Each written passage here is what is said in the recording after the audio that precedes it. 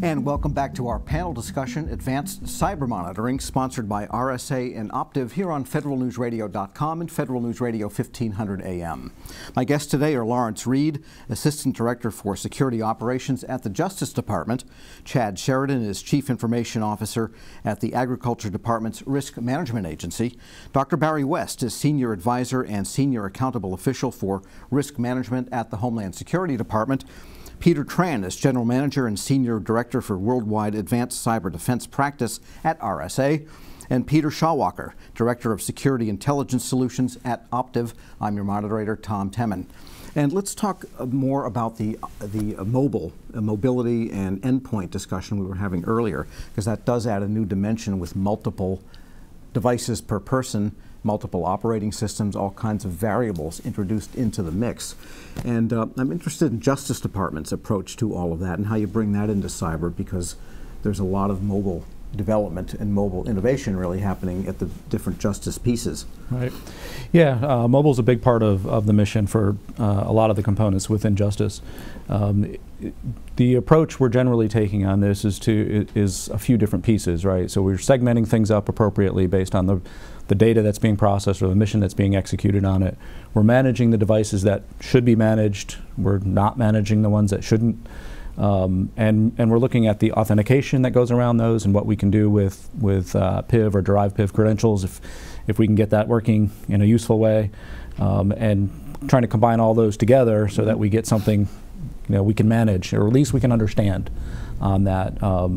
And probably the last piece that we're still struggling with a little bit is managing the data then, and how do we secure the data no matter where it ends up, because people do their job on a lot of different devices, some authorized, some maybe not, but we still need to worry about securing that data, so that gets to be a big challenge as we're pushing out, getting more distributed. Have mobile device management systems and all that kind of stuff. You also have to monitor for proper use of the mobile device, such that rules like copying and pasting and what apps you can put on and can't put on, and of course as we shift some of those things to the cloud, it gets even more complicated, because then you've got more layers to work on that. So it's a fun challenge. Yeah. So what else are we seeing in the multiplicity of endpoints in the federal space? I think it goes back to with the endpoints and the mobility. They really kind of go hand in hand. I know, for example, at DHS we have 13 component SOCs that are responsible for monitoring their own endpoints in their lands. And although the capabilities vary across the department, the majority have dedicated 24/7 teams of security monitoring experts whose job it is not only to understand the cyber threats and the analysis in general, but also to be well versed in the unique risk profile of their individual component networks, including their security architecture, their high value assets, and dedicated security tools and the implementations.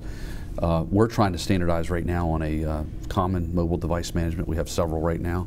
This is across DHS. Across DHS. We're using GOOD. We're using several different products right now.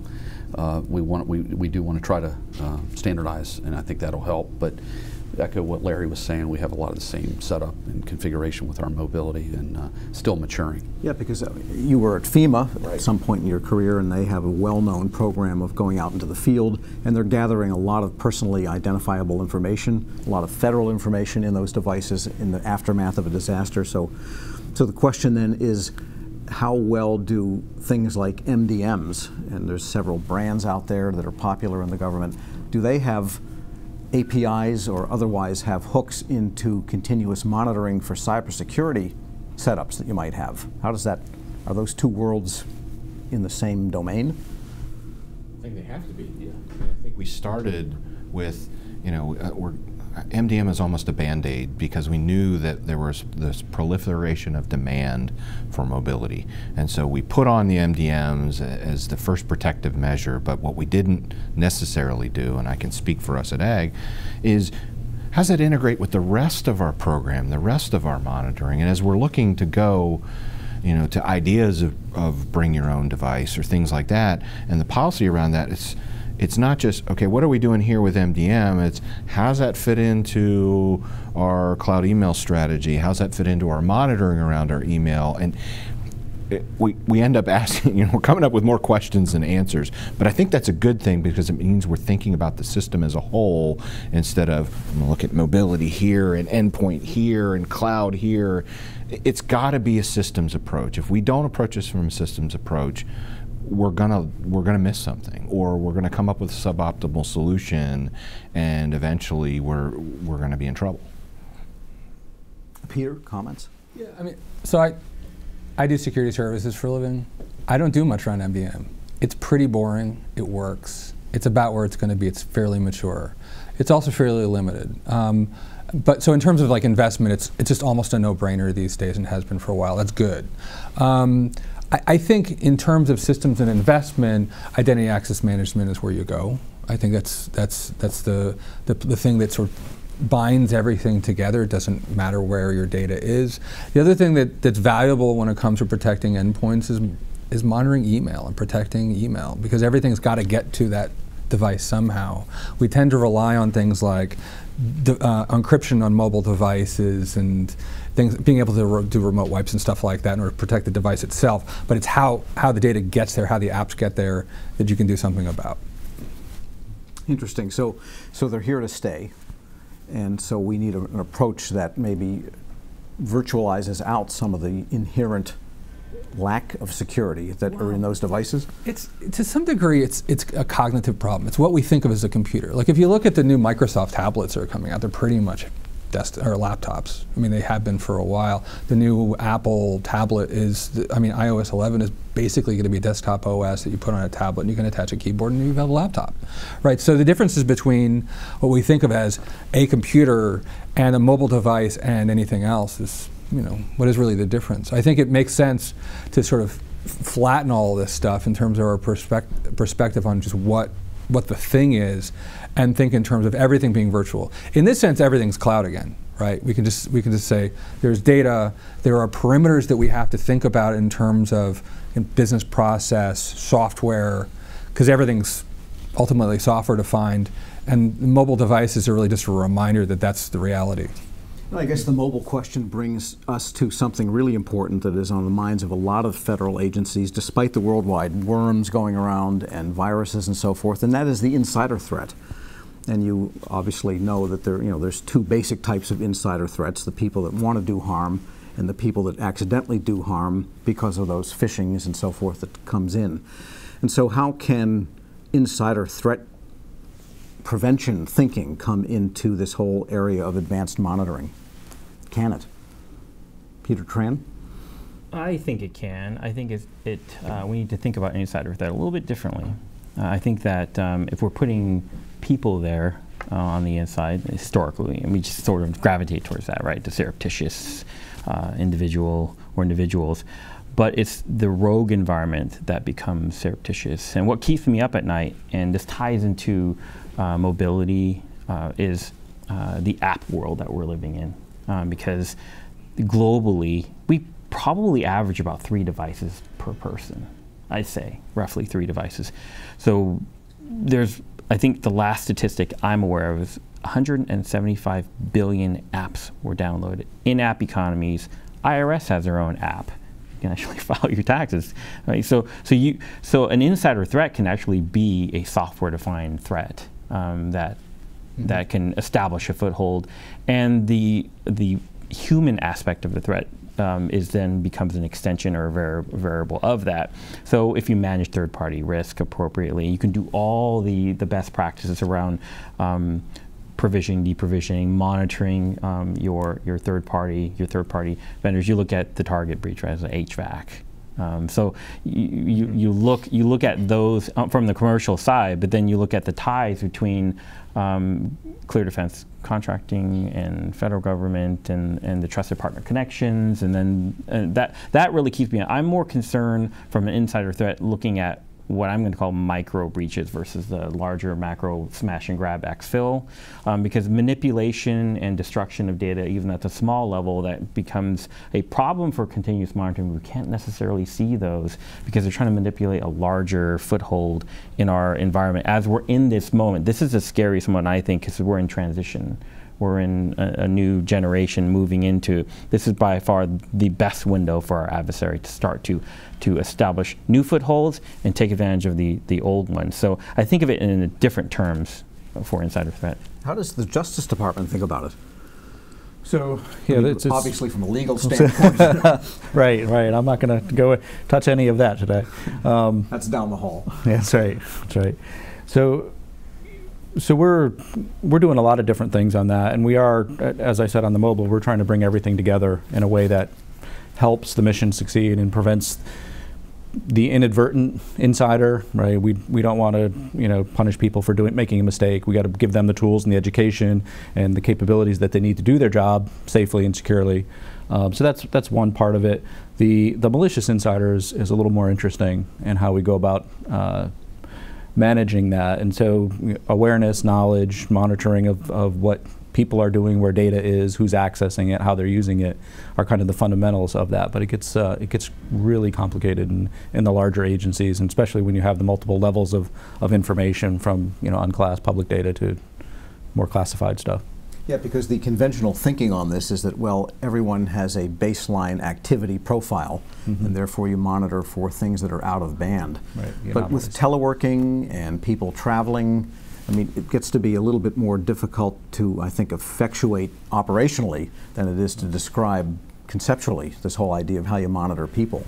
Two things to bear in mind there. One is that insider monitoring need not be continuous. It's not like monitoring for ransomware.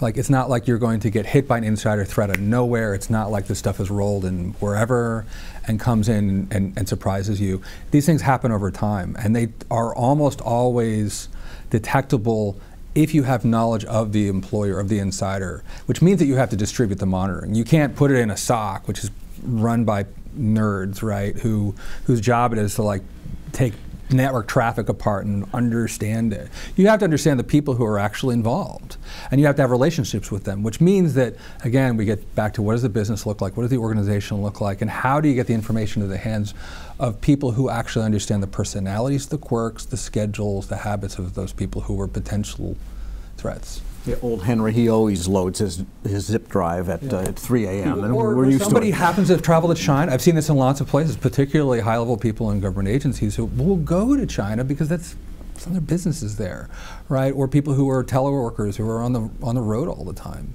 So it's the traditional ways of doing this stuff from afar. They just don't work in an insider context. All right, in the few, I'm sorry, Chad. Know your business. Yeah. Know your business, right? You want to segment information. We worked on need to know many moons ago.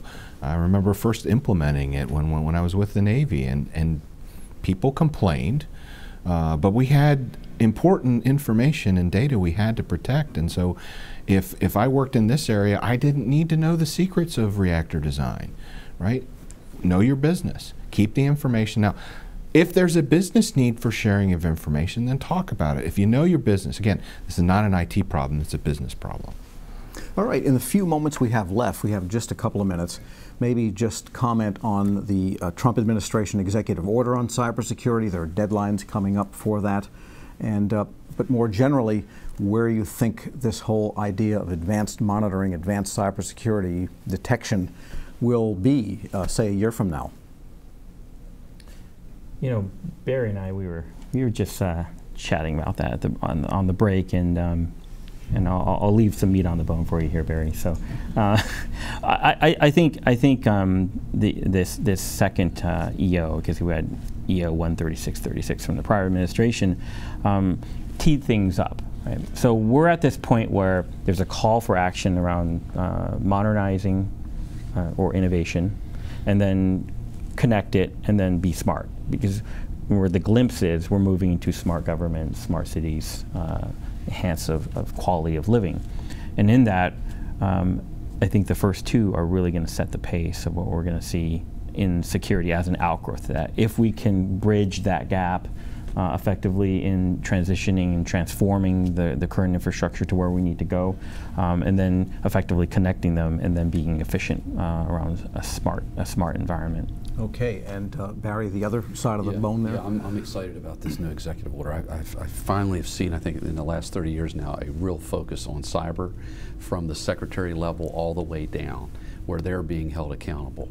So I'm excited. I think the White House is really taking this seriously, from direct reports to the President, to the National Security Council, to NIST, to all the major departments, and also the small agencies that a lot of times say, no, we don't really need to do that, or we don't have to. They are all being held accountable. So I'm excited. I think it's got teeth. I think we're going to see great progress. All right, on that note, it's time to bring this to a close. I wish we had another hour, but we don't. Let me thank today's guests, though. Lawrence Reed is Assistant Director for Security Operations at the Justice Department.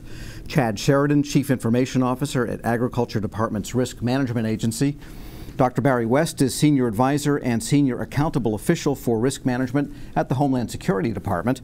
Peter Tran is General Manager and Senior Director for Worldwide Advanced Cyber Defense Practice at RSA. And Peter Schawalker, Director of Security Intelligence Solutions at Optiv. I'm Tom Temin, federalnewsradio.com and Federal News Radio 1500 AM. For more on this discussion, visit federalnewsradio.com and search InFocus. On behalf of Federal News Radio, thank you for joining us. A link to the archive session will be sent to you shortly. If you requested a training certificate, you will also receive an email with download instructions after the webinar. This concludes our discussion. Thank you.